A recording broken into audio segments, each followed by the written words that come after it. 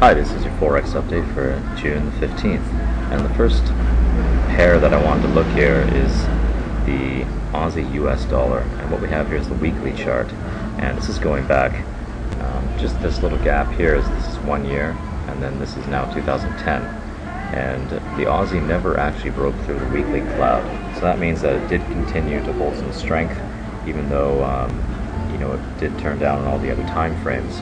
So when it doesn't break the weekly, what you have to keep in mind is that when things do reverse, when things do go the other way, then the stronger pair is the one that's going to reverse the best, and that was the Australian dollar. And if we're looking here at the daily chart,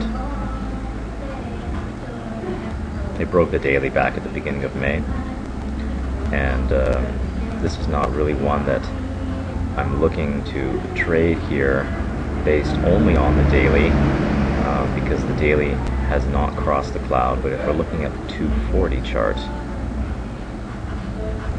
it easily crossed the cloud a few weeks ago, and I wanted to wait for this better entry point. I wanted to kind of get it down here nearer to the cloud, but that didn't happen. But we have plenty of time if we were to consolidate to reach the support area. So getting at the Aussie dollar here is not that bad of a trade. It's not exactly the perfect timing that I would have liked, but the Aussie dollar is one of the strongest pairs right now on this rebound trade. And the US dollar, it's weak across the board, so there's no reason at all to be long the US dollar at this point. This is the 60-minute cloud. This is something you should always look at when you're trading. It's always best to be congruent with the 60-minute cloud, whether it's a positive or a negative trend trade.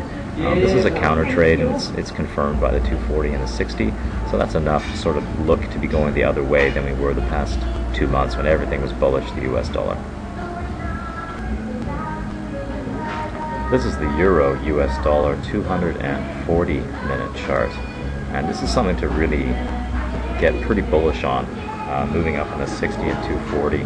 And when it crossed the 240 here, I originally had wanted to buy a bit closer down here to the touch of the cloud, but sometimes you just can't be too greedy to want the absolute perfect entry points. The reason I like the great entry points is because what it does is it also puts the stop closer, and then that would permit a larger position size and some more leverage into the trade.